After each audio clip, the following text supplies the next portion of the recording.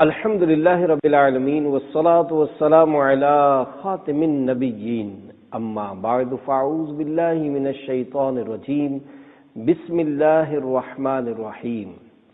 اذان کی برکتیں، دعائے عطار، یا اللہ پاک جو کوئی 21 صفحات کا رسالہ اذان کی برکتیں پڑھ یا سن لے، اسے مؤذن رسول حضرت بلال کا جنت الفردوس میں پڑوس عطا فرما، آمین بجاہ النبی الامین صلی اللہ علیہ وآلہ وسلم۔ درود شریف کی فضیلت، اللہ کریم کے آخری نبی صلی اللہ علیہ وآلہ وسلم کا ارشاد رحمت بنیاد ہے۔ جس نے قرآن کریم پڑھا، اللہ پاک کی حمد کی اور نبی پر درود شریف پڑھا، نیز اپنے رب سے مغفرت طلب کی، تو اس نے بھلائی کو اپنی جگہ سے تلاش کر لیا۔ صلو علی الحبیب صلی اللہ علی محمد۔ ظالم افسر کا عبرت ناک انجام۔ حکایت، ایک تاجر بزنس مین کا کسی گورنمنٹ کے افسر پر بہت سا مال قرض تھا۔ وہ جب بھی مطالبہ کرتا، افسر حیلے بہانے کر کے تاجر کو واپس بھیج دیتا۔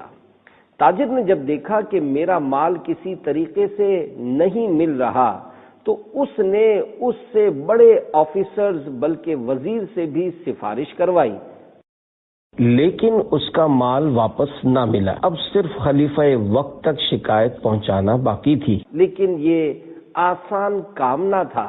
ایک دن اس تاجر کے ایک دوست نے کہا، آؤ میرے ساتھ چلو، میں تمہیں ایک ایسے شخص کے پاس لے چلتا ہوں جو تمہارا مال واپس دلوا دے گا اور تمہیں خلیفہ کے پاس شکایت کرنے کی ضرورت نہیں پڑے گی۔ پھر وہ مجھے ایک درزی یعنی ٹیلر کے پاس لے گیا جو قریبی مسجد میں امام بھی تھے۔ میرے دوست نے میری پریشانی انہیں بتائی تو امام صاحب فوراً ہمارے ساتھ افسر کے گھر کی طرف چل پڑے۔ تاجر نے اپنے دوست سے کہا، تم نے مجھے اپنے آپ کو اور اس غریب درزی کو مشکل میں ڈال دیا ہے۔ وہ ظالم افسر تو بڑے بڑے لوگوں کی باتوں پر کان نہیں دھرتا، وزیر کی سفارش سے بھی نہیں ڈرا، پھر بھلا اس غریب درزی کی بات کو وہ کیا اہمیت دے گا؟ میرے دوست نے مسکراتے ہوئے کہا، تم خاموشی سے دیکھتے رہو کہ ہوتا کیا ہے۔ جیسے ہی ہم اس ظالم افسر کے گھر پہنچے تو اس کے غلاموں نے بڑے با ادب طریقے سے آگے بڑھ کر درزی کا ہاتھ چومتے ہوئے پوچھا، علی جان، آپ کی تشریف آوری کا کیا مقصد ہے؟ ہمارا مالک ابھی ابھی سفر سے آیا ہے، اگر آپ حکم دیں تو ہم فوراً اسے بلا لیتے ہیں، اور اگر آپ چاہیں تو اندر تشریف لے چلیں اور خدمت کا موقع دیں۔ اندر چل کر ہم ایک خوبصورت کمرے میں بیٹھ گئے۔ کچھ دیر بعد وہ افسر آیا اور درزی کو دیکھتے ہی عزت و احترام کرتے ہوئے بڑے ادب کے ساتھ بولا، حضور ابھی ابھی سفر سے واپسی ہوئی ہے، میں اس وقت تک سفر کے کپڑے تبدیل نہیں کروں گا جب تک آپ کے آنے کا مقصد پورا نہ کر دوں۔ حکم فرمائے، میں آپ کی کیا خدمت کر سکتا ہوں؟ امام صاحب نے میری طرف اشارہ کرتے ہوئے فرمایا، فوراً اس کا مال اسے دے دو۔ افسر نے کہا، علی جان، اس وقت میرے پاس صرف 5,000 درہم ہے، آپ اس سے فرمائیے کہ فی الحال یہی رقم قبول کر لے اور بقیہ رقم کے بدلے میرا سامان تجارت گروی رکھ لے، میں 1 مہینے کے اندر اندر اس کی رقم واپس کر دوں گا۔ درزی یعنی امام صاحب نے میری طرف دیکھا تو میں نے فوراً یہ شرط قبول کر لی، پھر ہم واپس آ گئے۔ میں اپنا حق ملنے پر بہت خوش تھا اور حیران بھی تھا کہ نہ جانے ان امام صاحب میں ایسی کون سی طاقت ہے جس کی وجہ سے ظالم افسر اتنا مہربان ہو گیا اور اس قدر احترام سے پیش آیا۔ واپسی پر میں نے امام صاحب کی دکان پر اپنا سارا مال رکھتے ہوئے عرض کیا، اللہ پاک نے آپ کی برکت سے مجھے میرا مال واپس دلوا دیا، میں اپنی خوشی سے کچھ مال آپ کو تحفے میں دینا چاہتا ہوں، آپ اس میں سے 1/3 یعنی 1/3 یا آدھا قبول کر لیں۔ امام صاحب نے کہا، میں اس میں سے کچھ بھی نہیں لوں گا، جاؤ اللہ پاک تمہیں برکت دے۔ میں نے کہا حضور مجھے آپ سے ایک اور کام بھی ہے۔ انہوں نے فرمایا بتاؤ۔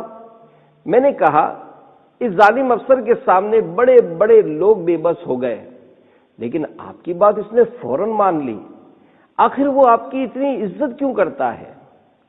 امام صاحب نے فرمایا تمہارا مال تمہیں مل چکا ہے، جاؤ اب اپنا کام کرو اور مجھے بھی کام کرنے دو۔ میں نے جب بہت اصرار کیا تو امام صاحب نے اپنا واقعہ کچھ یوں بیان کیا کہ میں اس مسجد میں 40 سال سے لوگوں کو نماز پڑھا رہا ہوں اور ساتھ میں درزی کا کام کرتا ہوں۔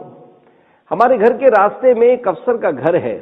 ایک مرتبہ جب میں اپنے گھر جا رہا تھا تو دیکھا کہ نشے میں بدمست وہ افسر ایک عورت کو پکڑ کر اپنے گھر کی جانب کھینچ رہا تھا۔ وہ بیچاری مدد کے لیے پکارتی رہی لیکن کوئی بھی اس کی مدد کو نہ آیا۔ وہ رو رو کر کہہ رہی تھی میرے شوہر نے قسم کھائی ہے کہ اگر میں نے اس کے گھر کے علاوہ کہیں اور رات گزاری تو وہ مجھے طلاق دے دے گا، اگر یہ ظالم مجھے اپنے گھر لے گیا تو میرا گھر برباد ہو جائے گا اور میں رسوا ہو جاؤں گی، خدا کے لیے مجھے اس ظالم سے نجات دلاؤ۔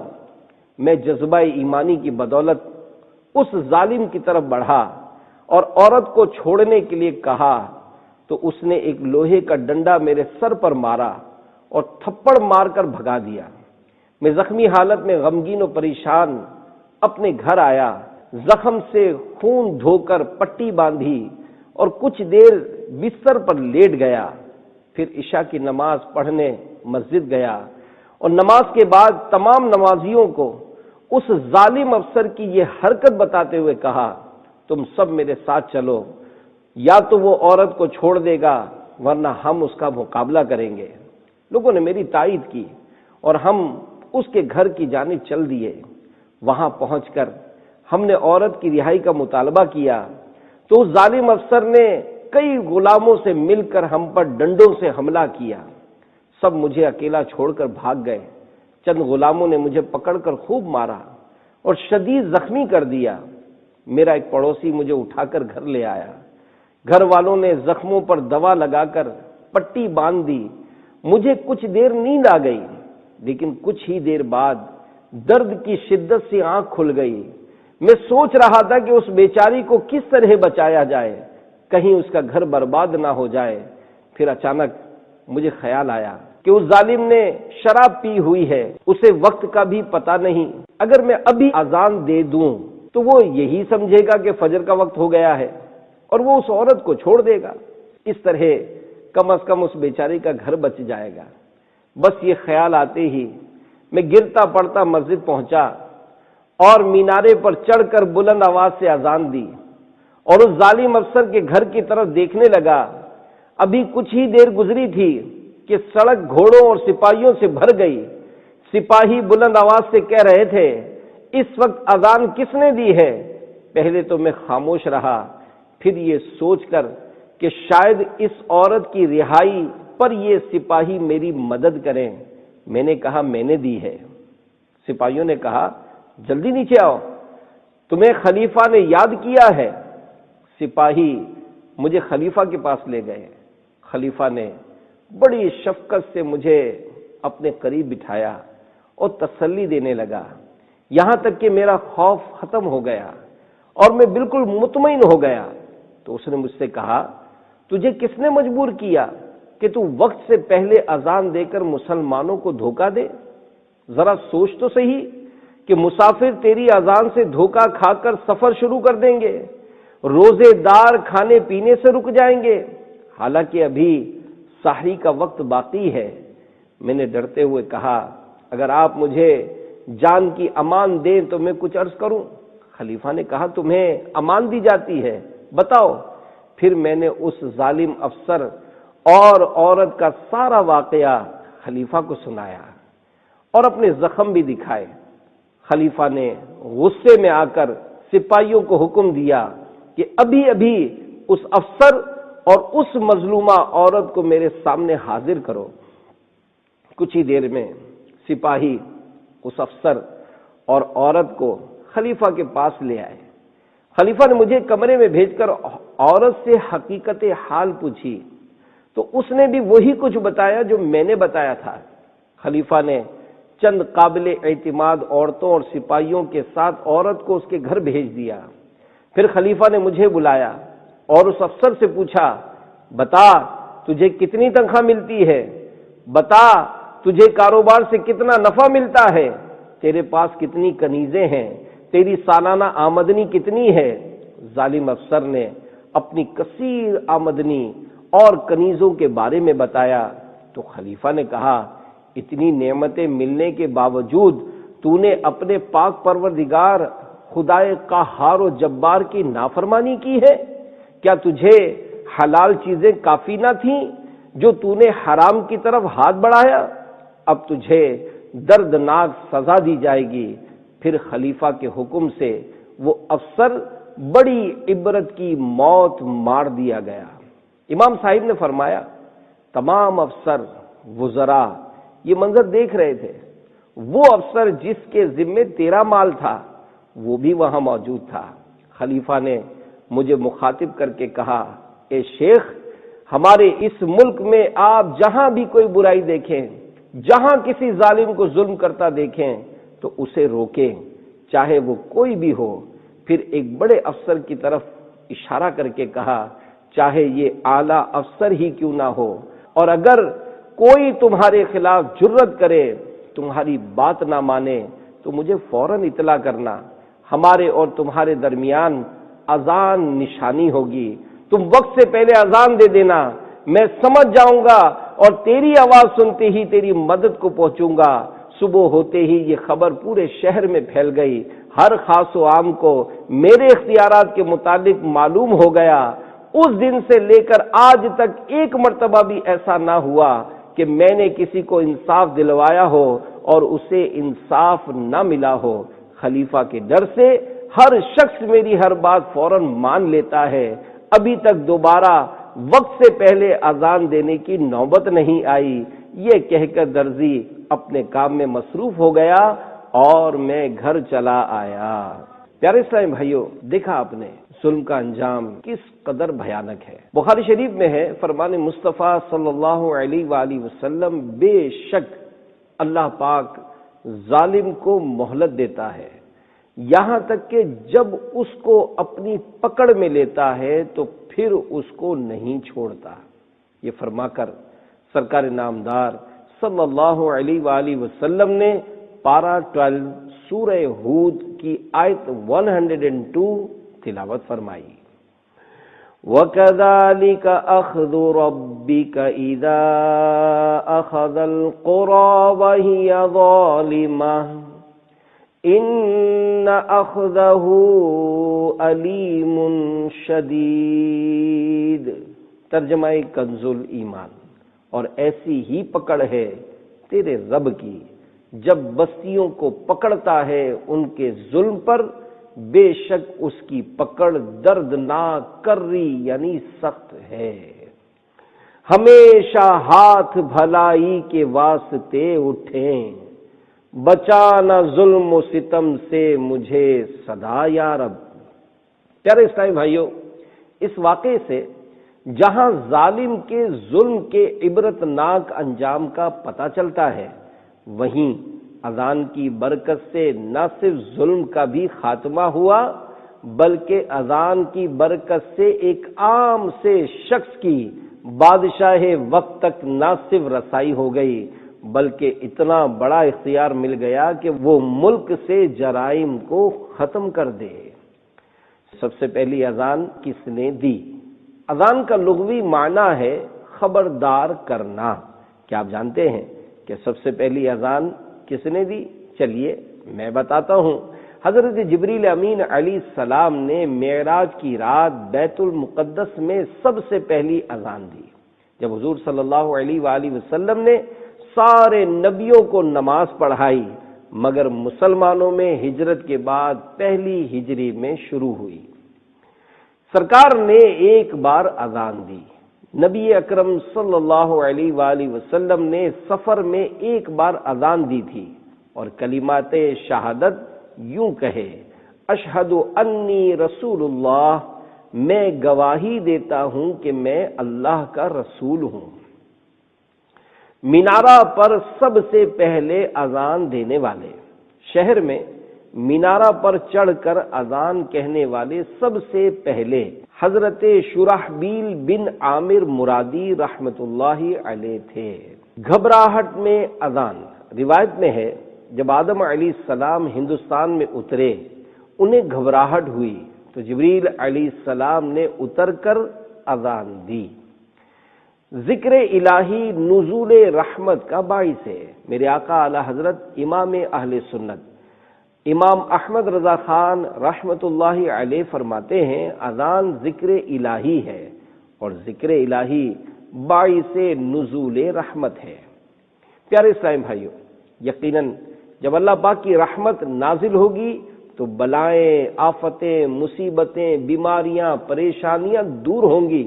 چنانچہ حدیث پاک میں ہے اللہ پاک کے آخری نبی مکی مدنی محمد عربی صلی اللہ علیہ وآلہ وسلم نے حضرت علی رضی اللہ عنہ سے ارشاد فرمایا، اے علی، میں تجھے غمگین پاتا ہوں، اپنے کسی گھر والے سے کہہ کہ تیرے کان میں اذان کہے۔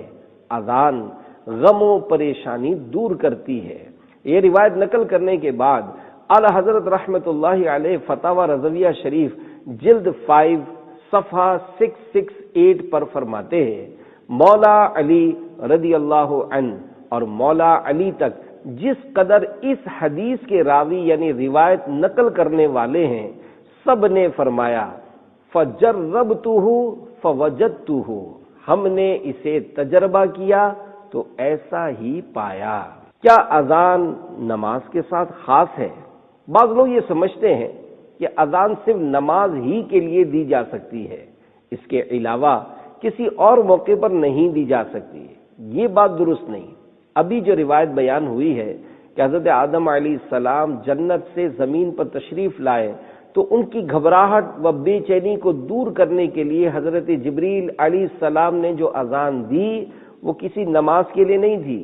یوں ہی اللہ پاک کے پیارے نبی مکی مدنی محمد عربی صلی اللہ علیہ وآلہ وسلم نے جو مولا علی مشکل کشا رضی اللہ عنہ کو غمزدہ دیکھ کر فرمایا کہ اپنے کسی گھر والے سے کہہ کہ تیرے کان میں اذان دے، یہ اذان بھی کسی نماز کے لیے نہیں تھی۔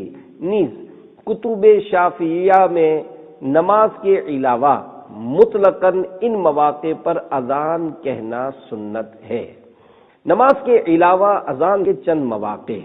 اذان کی اصل وضع یعنی ایجاد تو نماز ہی کے لیے تھی، پھر دوسرے مواقع پر بھی استعمال ہوئی۔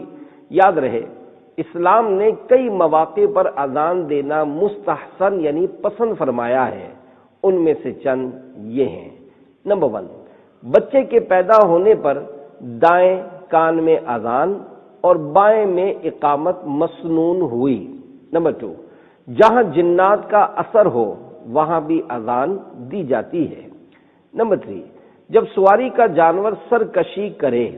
نمبر 4 تا 7، بد مزاج آدمی یا جانور کے کان میں، غمزدہ مرگی کے مریض اور غصے والے شخص کے کان میں۔ نمبر 8، آتش زدگی کے وقت۔ نمبر 9، راستہ بھٹک جانے کی صورت میں۔ نمبر 10، وبا یعنی بیماری کے زمانے میں۔ 11، دفن میت کے بعد۔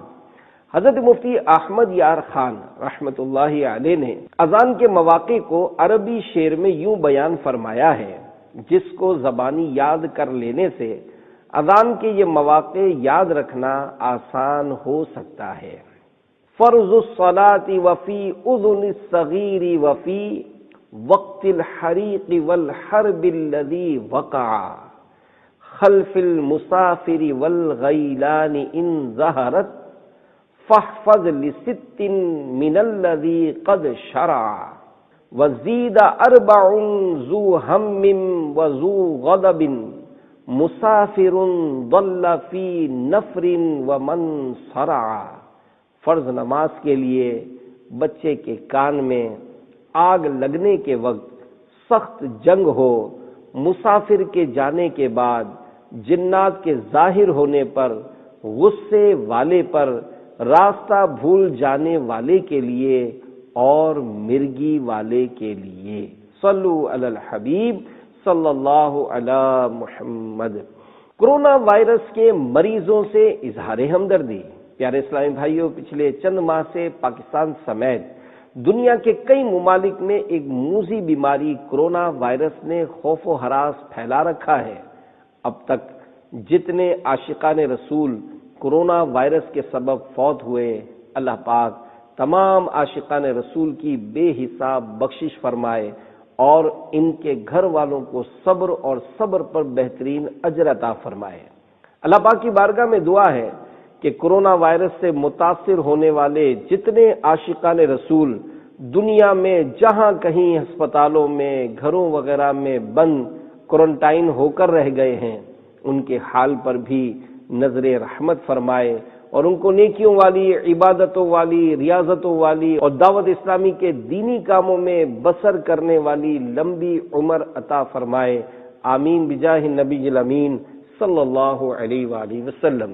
امیر اہل سنت کا علماء اہل سنت کے حکم پر طرز عمل۔ پیارے اسلام بھائیوں، امیر اہل سنت دامت برکاتہم العالیہ نے 29 رجب المرجب 1441 سن ہجری کو کچھ یوں اعلان فرمایا کہ امت کی بھلائی اور کورونا وائرس دور ہو جانے کے لیے علماء اہل سنت نے رات 10 بجے گھروں میں اذان دینے کا حکم فرمایا ہے۔ میں بھی نیت کرتا ہوں کہ انشاءاللہ روزانہ اذان دوں گا۔ دنیا بھر میں رہنے والے عاشقان رسول وہاں کے حالات و واقعات کو پیش نظر رکھتے ہوئے اپنے گھروں میں اذان دیں۔ الحمدللہ اذان کی آواز جہاں تک پہنچتی ہے ہر چیز مغفرت کی دعا کرتی ہے۔ اذان سے اللہ رب العزت کی رحمت اترتی، آفتیں اور وبائیں دور ہوتی، شیاطین و شریر جنات دفع ہوتے ہیں، رنج و غم دور ہوتا، گھبراہٹ ختم ہوتی اور دلوں کو راحت نصیب ہوتی ہے۔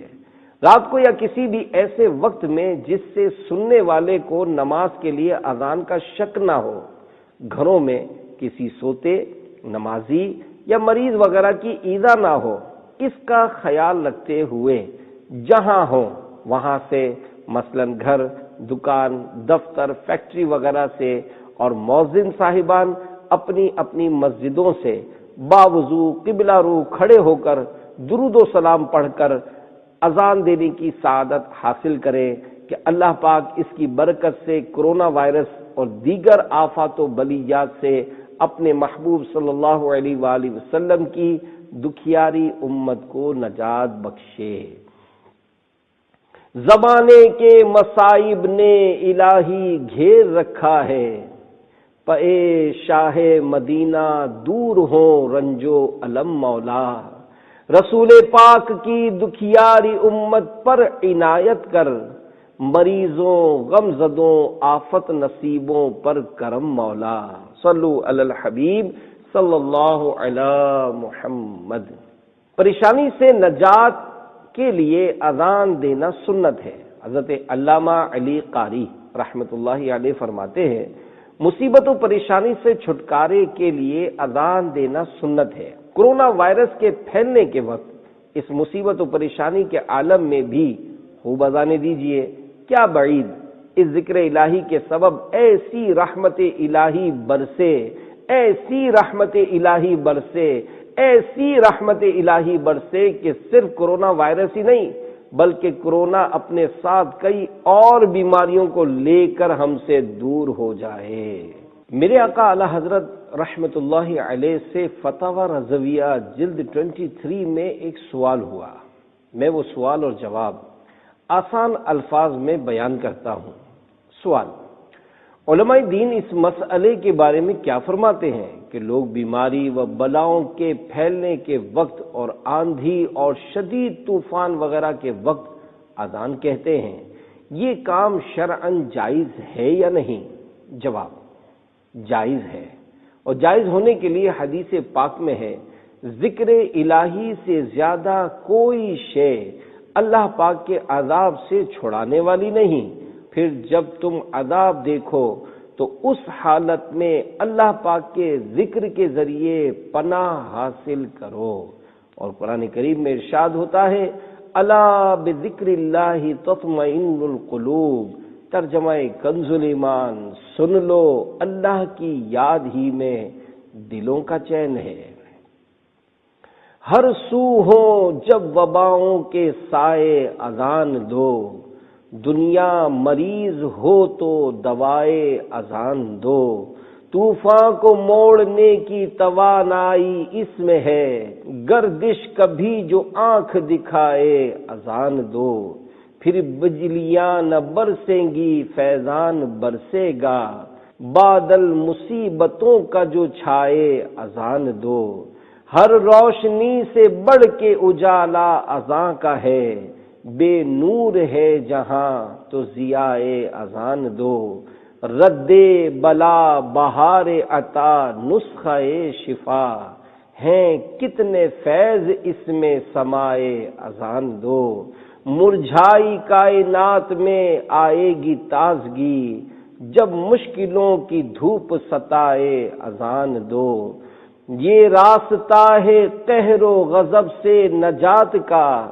چشمے طلب میں اشک سجائے اذان دو، تم کو اگر سجھائی نہ دے زندگی کی راہ، جب دور مشکلات کا آئے اذان دو، نغمہ ہو ساتھ ساتھ درود و سلام کا، عشق نبی جگر میں بسائے اذان دو، درکار ہیں فریدی اگر مسکراہٹیں، تم آہ اور فغاں کے بجائے اذان دو، صلو علی الحبیب صلی اللہ علی محمد۔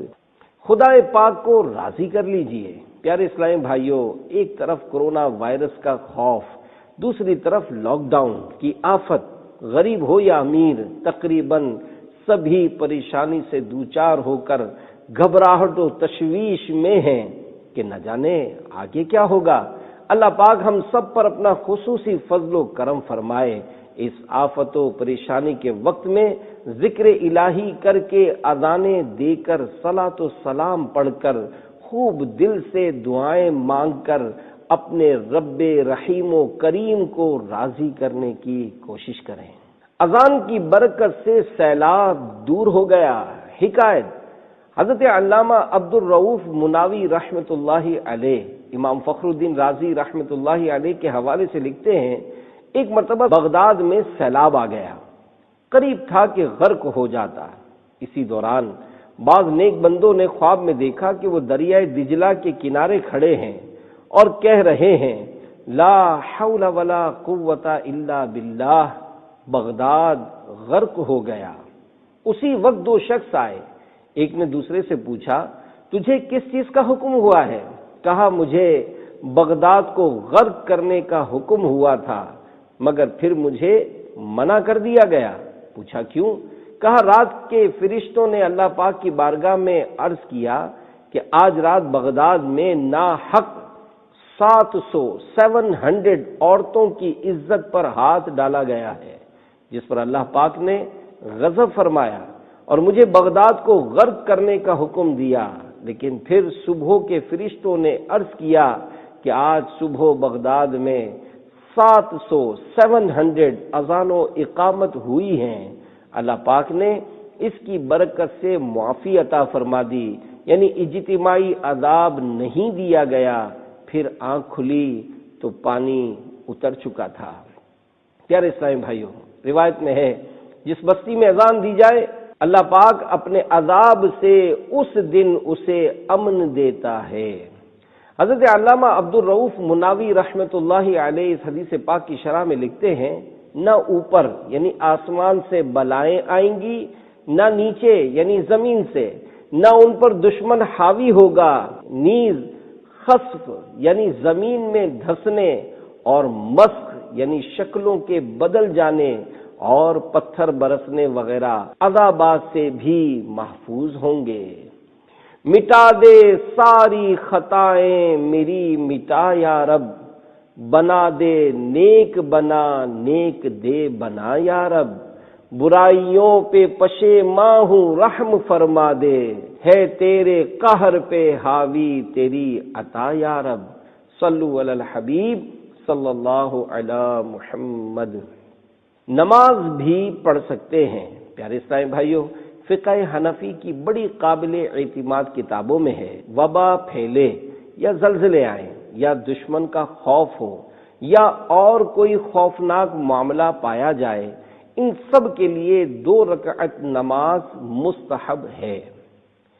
وبا کے موقع پر اذان دینے کے بارے میں ایک کتاب لکھی اے عاشقان رسول، اعلی حضرت امام اہل سنت امام احمد رضا خان رحمۃ اللہ علیہ نے وبا کے موقع پر اذان دینے کے بارے میں پورا ایک رسالہ بنام نسیم الصبا فی ان الاذان یحول الوبا، یعنی بیماریوں کو دفع کرنے کے لیے اذان کے بارے میں صبح کی خوشگوار ہوا کا بیان تحریر فرمایا ہے۔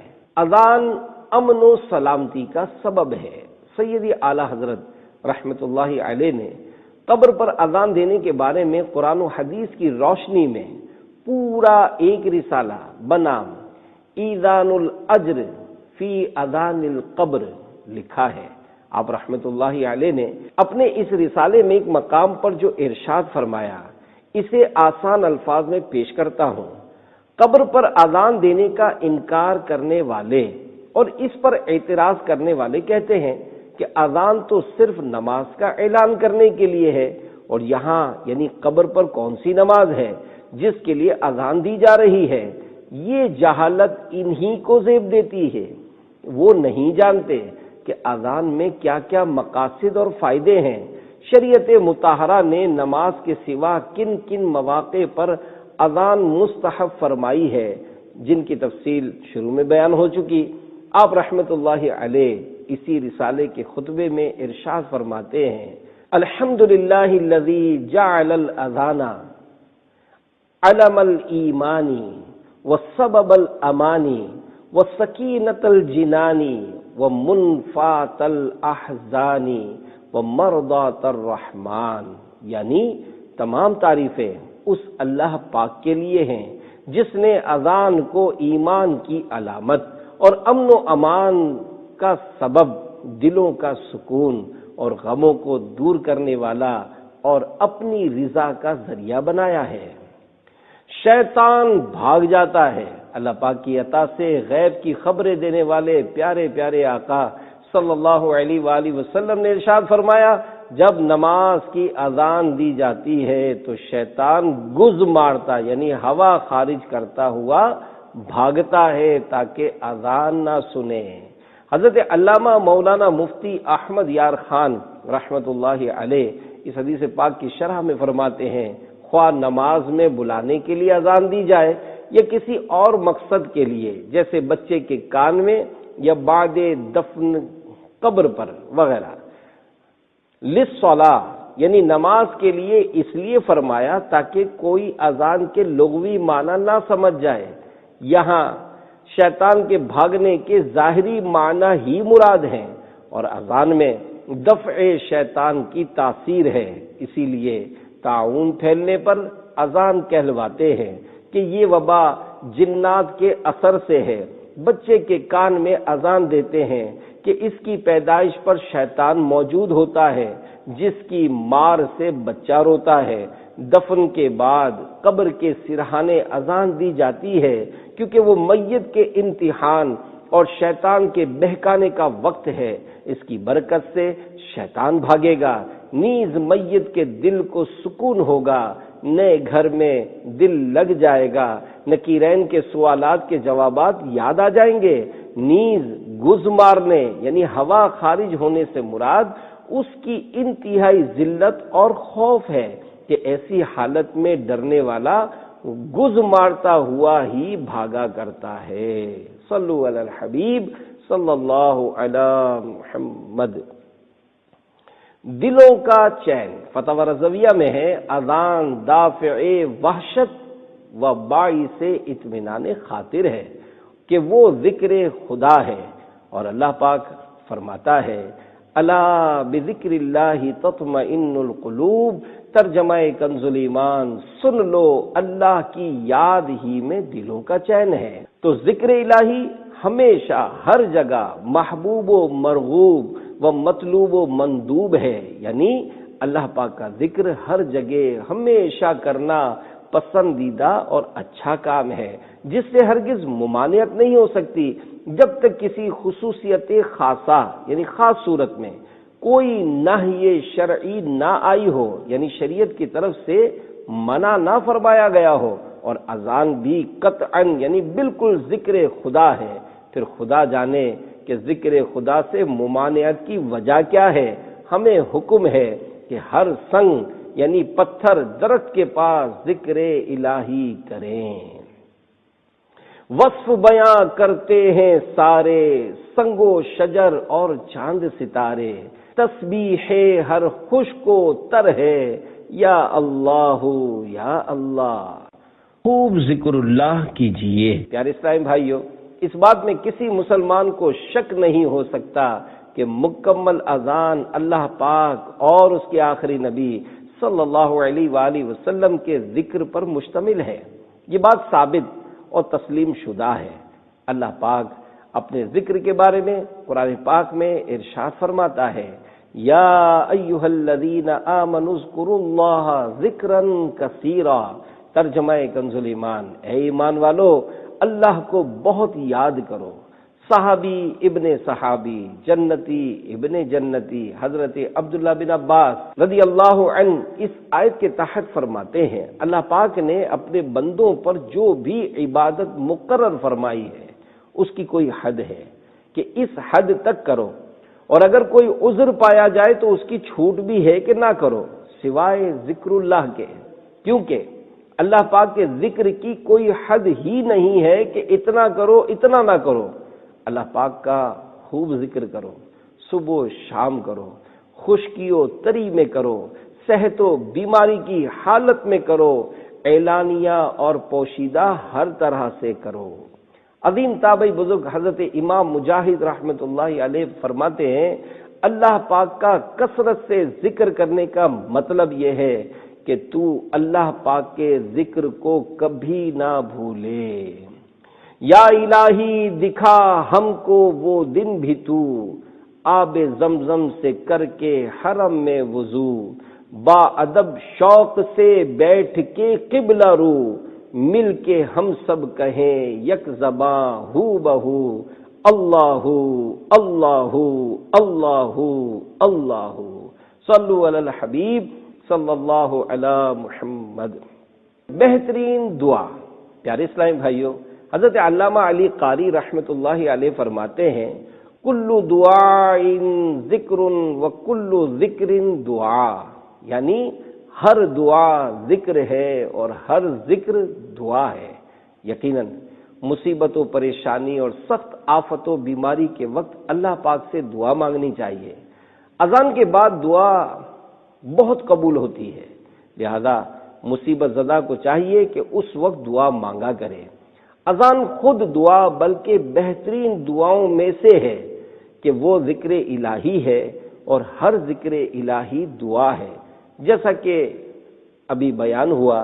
لہذا کرونا وائرس کی جو آفت و وبا پھیلی ہوئی ہے، اس سے نجات اللہ پاک کی رحمت سے، اللہ پاک کے ذکر سے ملے گی، اور اللہ پاک کا ذکر سب سے بڑی شے ہے جو اس آفت کو دور کرے گی اور اس سے نجات دلائے گی، کیونکہ اذان ذکر الہی ہے، اور ذکر الہی کے برابر غضب و عذاب الہی سے نجات دینے والی، بلا غم و پریشانی کی دفع کرنے والی کوئی چیز نہیں۔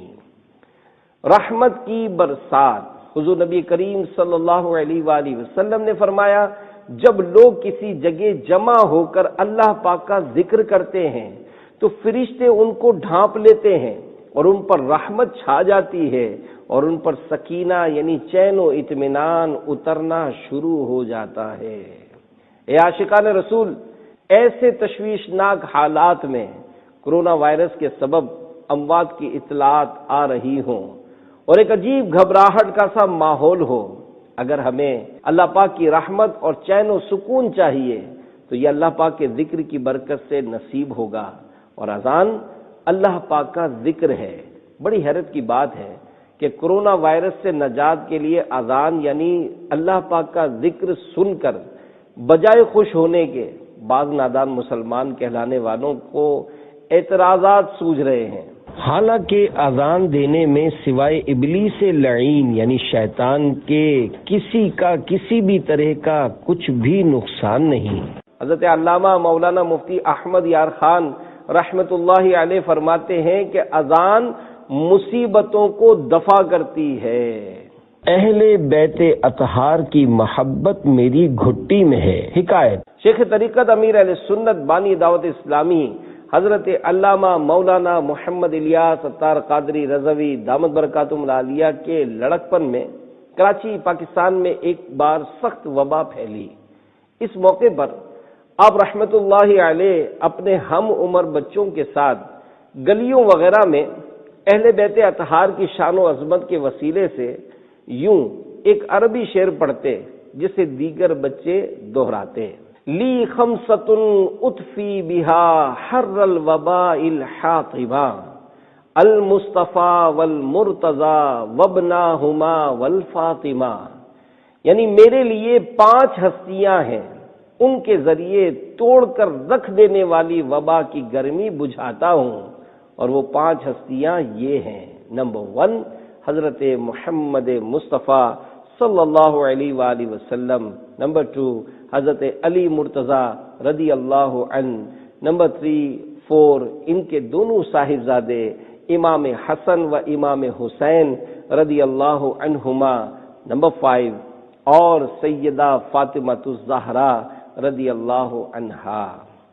چوراہوں گلیوں وغیرہ پر وبا سے نجات حاصل کرنے کی نیت سے اذانیں دیتے آپ دامت برکاتہم العالیہ ارشاد فرماتے ہیں بچوں کو اس قدر شوق تھا کہ بہت سارے بچے جمع ہو جاتے اور گلیوں میں یہ پڑھتے ہوئے جاتے تھے۔ الحمدللہ یوں اللہ پاک اور اس کے آخری نبی صلی اللہ علیہ وآلہ وسلم کا ذکر خیر ہوتا تھا، اس کی برکت سے اچھا ماحول بن جاتا تھا، اور الحمدللہ اہل بیت اطہار کی محبت ہماری گھٹی میں ہے۔ کیا بات ہے امیر اہل سنت کی۔ پاکستان کے مشہور خوش الہان نعت خوان الحاج صدیق اسماعیل صاحب کا کہنا ہے کہ الحمدللہ میں امیر اہل سنت دامت برکاتہم العالیہ کے لڑکپن میں ساتھ ہوتا تھا، اور ہم سب مل کر بادامی مسجد سے پورے علاقے کا مذکورہ دعائیہ شعر پڑھتے ہوئے چکر لگاتے اور اذانیں دیتے تھے۔ پیارے اسلامی بھائیوں، الحمدللہ اتنی کم عمری ہی سے آپ دامت برکاتہم العالیہ کا دین کی طرف رجحان تھا، گویا شروع ہی سے آپ پر اللہ پاک اور اس کے آخری نبی صلی اللہ علیہ وآلہ وسلم کی خاص عنایات تھیں۔ اللہ پاک کی امیر اہل سنت پر رحمت ہو اور ان کے صدقے ہماری بے حساب مغفرت ہو۔ صلو علی الحبیب صلی اللہ علی محمد۔ اللہ پاک کے پسندیدہ بندوں کا وسیلہ فتاوی رضویہ میں میرے آقا اعلی حضرت رحمت اللہ علیہ سے وبا کے دنوں میں رات کو گلیوں میں مل کر یہ شعر پڑھنے کے بارے میں سوال ہوا تو آپ رحمت اللہ علیہ نے ارشاد فرمایا مضمون شعر فی نفسہ ہی حسن ہے اور محبوبان خدا سے توسل محمود، یعنی یہ شعر اچھا ہے اور اللہ پاک کے پسندیدہ بندوں کے وسیلے سے دعا کرنا بھی اچھا کام ہے۔ فضل کر رحم کر تو عطا کر اور معاف اے خدا ہر خطا کر، واسطہ پنجتن پاک کا ہے یا خدا تجھ سے میری دعا ہے۔ صلو علی الحبیب صلی اللہ علی محمد۔ اذان کے چند شرعی مسائل۔ نمبر 1، اذان نماز کے علاوہ اور اذانوں کا بھی جواب دیا جائے گا۔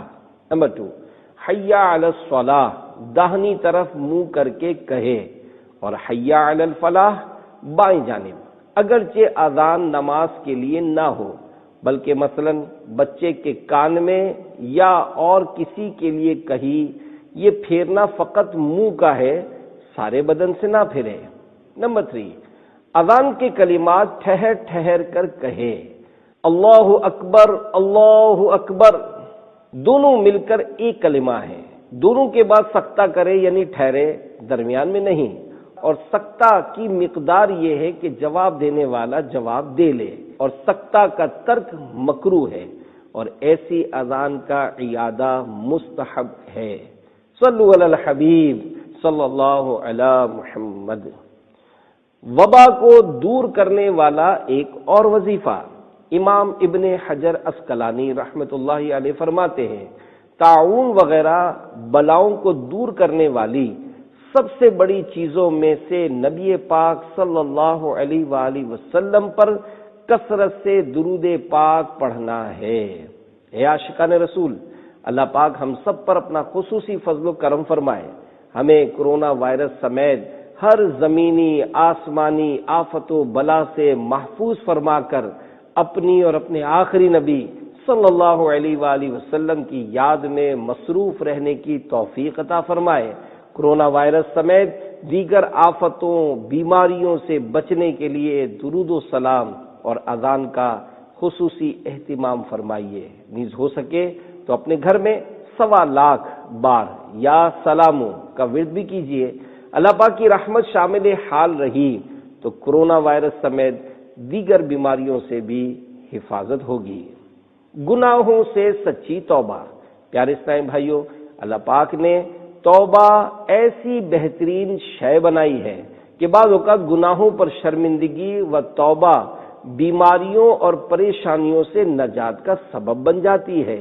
منقول ہے 449 ہجری میں آذربائیجان، واسطہ اور کوفہ میں وبا پھیلی، جس سے بڑی تعداد متاثر ہوئی اور لوگ پریشان ہو گئے۔ اللہ پاک کی بارگاہ میں سب نے توبہ کی، شرابوں کو بہا دیا، گانے بازوں کے آلات توڑ ڈالے۔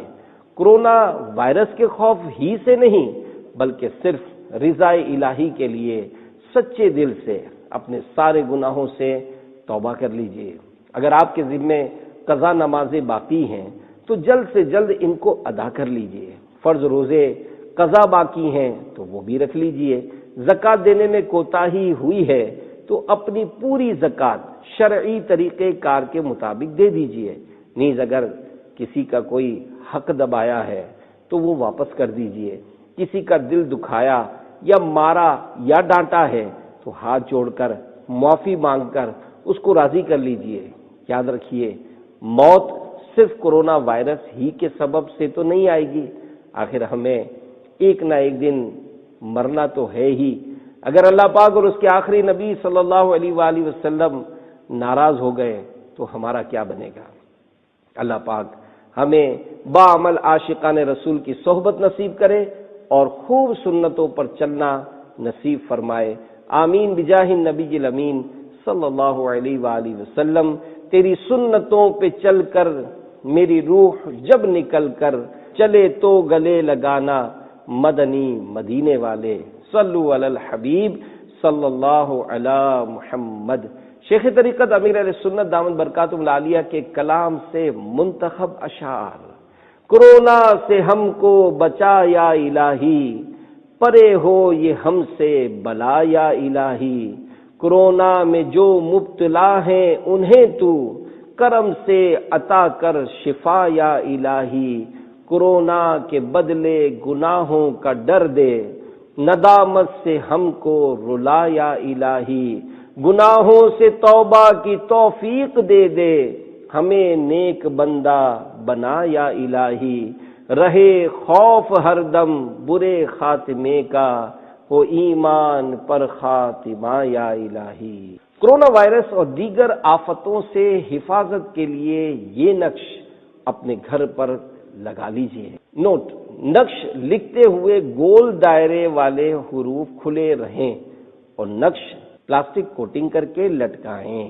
صلو علی الحبیب صلی اللہ علی محمد۔